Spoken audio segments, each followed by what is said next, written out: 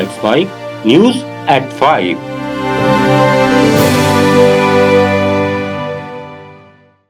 नमस्कार, let's mic में आप सुन रहे हैं न्यूज एट 5।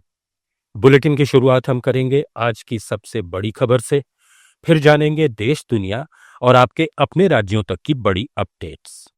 रूस के कामचटका प्रायद्वीप में 8.8 तीव्रता का भूकंप आया, जो दुनिया का छठा सबसे बड़ा भूकंप माना जा रहा है।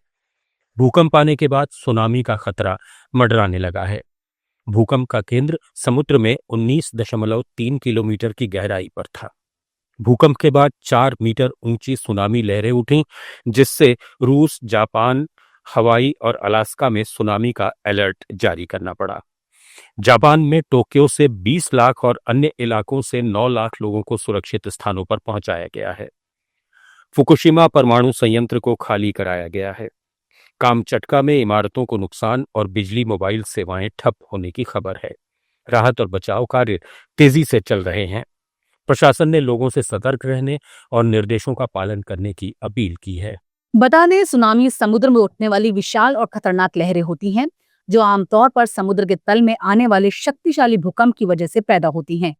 जब भूकंप आता है तो पृथ्वी की सतह में तेज हलचल होती है, जिससे समुद्र का तल ऊपर या नीचे खिसक जाता है। इससे बहुत सारा पानी एकदम से इधर उधर होता है और बड़ी लहरों के रूप में फैलने लगता है। ये लहरें यानी सुनामी सभी दिशाओं में तेजी से फैलती हैं और कभी-कभी जेट विमान जितनी तेजी से दूर जा सकती हैं। सुनामी बहुत कम होती हैं, लेकिन जब आती हैं तो इतनी ताकतवर होती हैं कि तटों पर भयानक बाढ़ और तबाही मचा सकती हैं। बड़े भूकंप ही सुनामी की सबसे बड़ी वजह हैं। अमेरिकी राष्ट्रपति डोनाल्ड ट्रंप के ताजा बयान ने एक बार फिर भारत में सियासी तूफान खड़ा कर दिया है। एक अमेरिकी नेटवर्क को दिए इंटरव्यू में ट्रंप ने दावा किया कि भारत मेरा मित्र है। मैंने उनसे अनुरोध किया और उन्होंने पाकिस्तान के साथ युद्ध खत्म किया।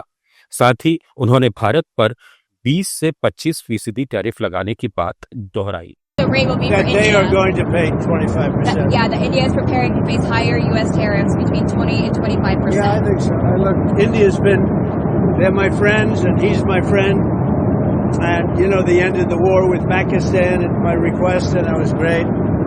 And Pakistan did also. You know, we did a lot of great settlements, including the recent one, as you know, with Cambodia, blah, blah, blah. So, that was a great one. I think that's been pretty well finalized now, right? I don't know. I'm asking you. Did I do a good job in that one? I did a good job in about 5 different wars. You think I'll get credit for it? No. So, Will I get credit for it? She'll say yes. No. is the deal with India finalized? No, it's not. Okay. So what rate are you expecting? Well, we're going to see. We're going to see. But India's been a good friend. But India has charged basically more tariffs than almost any other country. You know that, right? Over the years. But now I'm in charge, and you just can't do that. I think the trade deals are working out very well, hopefully for everybody, but for the United States, they're very, very good. Rajya Sabha में विपक्ष के नेता मल्लिकार्जुन खड़गे ने कहा कि मैंने कल ही कहा था कि मेरा भाषण समाप्त होने तक 30 बार हो जाएगा। पीएम मोदी में ये बोलने की हिम्मत नहीं है कि वो झूठ बोल रहा है। मैं कल ही कहा था आपको, मेरे भाषण समाप्त होने तक 30 दफा हो जाएगा। तो वो बोलते रहा, इनमें हिम्मत नहीं है कि वो झूठ बोल रहा है, और हम इसको सहन नहीं करेंगे। We don't tolerate such nonsense. बोलने की हिम्मत इनमें नहीं है। दाल में कुछ काला है, कुछ कमजोरियां हैं, इसीलिए ये लोग बोलते नहीं। और हमारी पॉलिसी ये रही कि जब हमारी पॉलिसी ये है, कोई थर्ड पर्सन्स हमारे बीच में निगोशिएशन करने के लिए हमने कभी माना नहीं, और आज भी हम नहीं मानते। इन्होंने कैसा माना, क्यों माना, क्या कमजोरी है, ये सब देश को बताना चाहिए। 2 घंटे भाषण में कभी ट्रंप का नाम लेके उन्होंने बोला? हम तो इतना हंगामा कर रहे सभी लोग, लेकिन उनकी हिम्मत नहीं। उसको एक दो दफा उनका नाम लेके सब झूठ बोल रहे हैं। मेरे इमेज को खराब करने के लिए, देश के इमेज को खराब करने के लिए सब कुछ कर रहे हैं। ये मैं कंडम करता हूँ। कांग्रेस सांसद प्रियंका गांधी वाड्रा ने कहा, प्रधानमंत्री मोदी और विदेश मंत्री ने गोलमोल बात कही है। शब्दों से प्रधानमंत्री जी और विदेश मंत्री जी ने कहा है, उन शब्दों को आप अगर ध्यान से सुने तो एक गोलमोल शब्द है। डायरेक्टली कहें, राहुल जी ने कल भी कहा, डायरेक्टली कहें कि अमेरिका के जो राष्ट्रपति हैं वो झूठ बोल रहे हैं, कहें सदन में। कांग्रेस नेता राहुल गांधी ने संसद परिसर में मीडिया से बातचीत में कहा कि अगर पीएम मोदी सीज फायर पर बोलेंगे तो अमेरिकी राष्ट्रपति डोनाल्ड ट्रंप खुल के बोलेगा, उनकी सारी सच्चाई बता देगा। It's obvious. I mean, Prime Minister has not said that Trump is lying. It's obvious what has happened. सबको मालूम है, बोल नहीं पा रहे। That is the reality. PM ने बोल दिया तो फिर वो खुल के बोलेगा और वो पूरी सच्चाई रख देगा, तो इसलिए नहीं बोल पा रहे। और सर बार-बार ट्रंप जो है इस बात को। संसद के मानसून सत्र के 8वें दिन राज्यसभा में ऑपरेशन सिंदूर पर लगातार दूसरे दिन चर्चा हुई। विदेश मंत्री एस जयशंकर ने पहलगाम आतंकी हमले और उसके बाद भारत की कार्रवाई पर विस्तार से बात की। जयशंकर ने कहा कि 22 अप्रैल को पहलगाम हमले के बाद भारत ने पाकिस्तान के खिलाफ सख्त कदम उठाए। भारत ने सिंधु जल समझौते को निलंबित कर दिया, जिससे पाकिस्तान पानी के लिए तरस गया। साथ ही पाकिस्तानी नागरिकों के वीजा रोक दिए गए और अटारी सीमा को बंद कर दिया गया। सर, मैं उनको कहना चाहता हूं, वो कान खोल के सुन लें कि 22 अप्रैल से 16 जून तक एक भी फोन कॉल प्रेसिडेंट ट्रंप और प्राइम मिनिस्टर मोदी के बीच में नहीं। इधर राजस्थान के पूर्व मुख्यमंत्री अशोक गहलोत ने बीकानेर पहुंचने पर मीडिया से बातचीत में केंद्र सरकार पर ऑपरेशन सिंदूर को लेकर गंभीर सवाल खड़े किए। गहलोत ने कहा कि देश के नागरिक ये जानना चाहते हैं कि आखिर 26 लोगों की मौत कैसे हुई, कहां चूक हुई और किस स्तर पर हुई। अब तक सरकार की ओर से इस पर कोई स्पष्ट रिपोर्ट सामने नहीं आई है। न तो किसी गृह मंत्री ने इस्तीफा दिया, न ही किसी एजेंसी प्रमुख ने। इससे यही संदेश जाता है कि इतनी बड़ी घटना के बाद भी कोई जवाबदेही तय नहीं हुई। जम्मू कश्मीर के पुंछ में लाइन ऑफ कंट्रोल के पास घुसपैठ की कोशिश कर रहे 2 आतंकियों को सेना ने मार गिराया। अधिकारियों के मुताबिक बॉर्डर पर तैनात जवानों ने देगवार सेक्टर के मल्दीवलन इलाके में संदिग्ध गतिविधि देखी, जिसके बाद ऑपरेशन शिव शक्ति चलाया गया। आतंकियों के पास से हथियार और गोला बारूद भी बरामद किया गया। पिछले 3 दिन में सेना का यह दूसरा एनकाउंटर है। 28 जुलाई को श्रीनगर के दाची गांव में नेशनल पार्क के पास हरवान इलाके में सुरक्षा बलों ने 3 पाकिस्तानी आतंकवादियों को ढेर कर दिया था। इनमें पहलगाम हमले का मुख्य आरोपी सुलेमान भी शामिल था। सुप्रीम कोर्ट ने जस्टिस यशवंत वर्मा की याचिका पर सुनवाई के बाद फैसला सुरक्षित रख लिया। सुप्रीम कोर्ट ने जस्टिस वर्मा के आचरण पर सवाल उठाए हैं। कोर्ट ने कहा कि उनका व्यवहार भरोसे के लायक नहीं है और पूछा कि अगर उन्हें जांच समिति की प्रक्रिया पर ऐतराज था तो उन्होंने उसी वक्त उसे चुनौती क्यों नहीं दी। बेंच में शामिल जस्टिस दीपांकर दत्ता और जस्टिस एजी मसीह ने कहा कि जस्टिस वर्मा को पहले ही सुप्रीम कोर्ट आना चाहिए था, न कि अब जब जांच समिति ने उन्हें दोषी पाया है। सुनवाई के दौरान जस्टिस वर्मा की ओर से वरिष्ठ वकील कपिल सिब्बल ने दलील दी कि महाभियोग संसद की प्रक्रिया है। मुख्य न्यायाधीश का महाभियोग की सिफारिश किया जाना गलत है। दरअसल जस्टिस यशवंत वर्मा की याचिका में इन हाउस कमेटी की रिपोर्ट और महाभियोग की सिफारिश रद्द करने की अपील की गई है। रिपोर्ट में घर में कैश मिलने के मामले में जस्टिस वर्मा को दोषी ठहराया गया है। अलकायदा टेरर मॉड्यूल केस में गुजरात एटीएस को बड़ी कामयाबी मिली है। गुजरात एटीएस ने बेंगलुरु से अलकायदा टेरर मॉड्यूल की महिला आतंकी को गिरफ्तार किया है।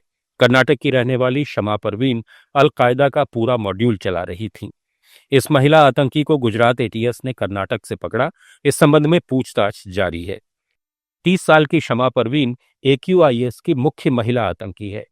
गिरफ्तार महिला आतंकी शमा परवीन झारखंड मूल की है, लेकिन फिलहाल बेंगलुरु में रह रही थी। उसका सोशल मीडिया अकाउंट भी राडार पर था।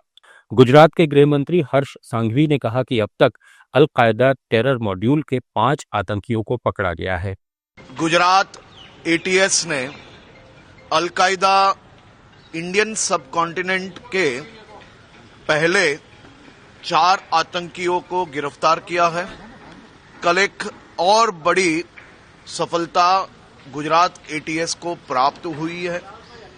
एक महिला जो बेंगलुरु से है, ये आतंकी खास तौर पे हाईली रेडिकलाइज है, ऑनलाइन टेरर मॉड्यूल पे काम करती हैं। उसके बहुत ही महत्वपूर्ण पाकिस्तानी संपर्क भी उसके अलग अलग डिवाइसेस से मिले हैं।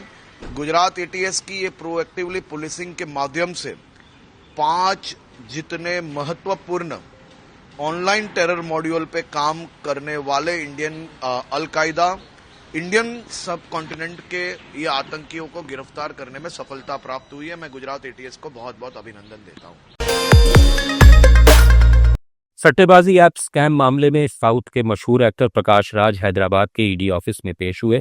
हैदराबाद में साइबराबाद पुलिस की तरफ से दर्ज की गई एक प्राथमिकी के आधार पर दर्ज किए गए मामले में 29 हस्तियों में उनका नाम भी शामिल है। एफआईआर में कई अभिनेताओं और प्रभावशाली लोगों पर ऑनलाइन विज्ञापनों के जरिए सट्टेबाजी ऐप्स का प्रचार करने का आरोप लगाया गया है। प्रकाश राज कथित तौर पर जंगली रमी नाम के एक गेमिंग ऐप से जुड़े थे, जिसका उन्होंने 2016 में प्रचार किया था। हालांकि एक्टर का कहना है कि गलती का एहसास होने पर 2027 में उन्होंने इस विज्ञापन से हाथ खींच लिया था। राष्ट्रीय जनता दल के सुप्रीमो लालू प्रसाद यादव को सुप्रीम कोर्ट से बड़ा झटका लगा है। जमीन के बदले नौकरी घोटाले में सीबीआई द्वारा दर्ज एफआईआर को खारिज करने की मांग वाली उनकी याचिका पर सुप्रीम कोर्ट ने सुनवाई से इनकार कर दिया है। लालू ने दिल्ली हाईकोर्ट के उस आदेश को चुनौती दी थी जिसमें उनकी याचिका पर जल्द सुनवाई से इनकार किया गया था। दिल्ली हाईकोर्ट में इस मामले की अगली सुनवाई 12 अगस्त को होगी।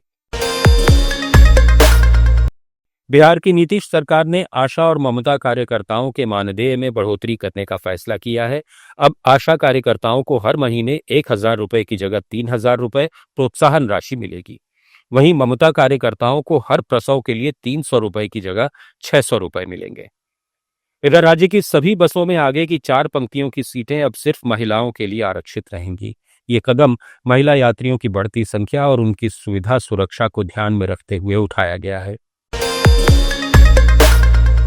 संयुक्त राष्ट्र सुरक्षा परिषद की एक ताजा रिपोर्ट में माना गया है कि जम्मू कश्मीर के पहलगाम में 22 अप्रैल को हुए आतंकी हमले के लिए आतंकी संगठन टीआरएफ जिम्मेदार है।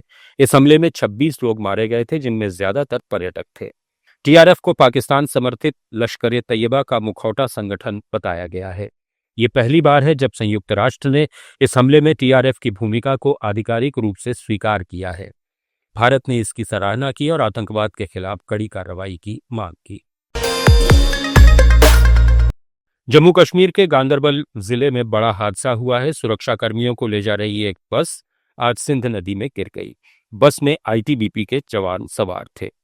एसडीआरएफ गांदरबल और एसडीआरएफ सब कॉम्पोनेंट गुंड की ज्वाइंट टीमें मौके पर पहुंची और सर्च अभियान चलाया गया। बताया जा रहा है कि सेना के सभी जवानों को बचा लिया गया है, हालांकि कुछ को मामूली चोटें आई हैं। वहीं दूसरा हादसा उत्तराखंड के चमोली में हुआ। कर्णप्रयाग की तरफ जा रही एक आर्मी जवानों की बस अनियंत्रित होकर पहाड़ी से टकराने के बाद सड़क पर पलट गई। इस हादसे में आर्मी के कई जवान घायल हुए हैं। अब खबरें दुनिया की। जाने माने ब्रिटिश भारतीय अर्थशास्त्री और हाउस ऑफ लॉर्ड्स के सदस्य लॉर्ड मेघनाद देसाई का 85 साल की उम्र में निधन हो गया।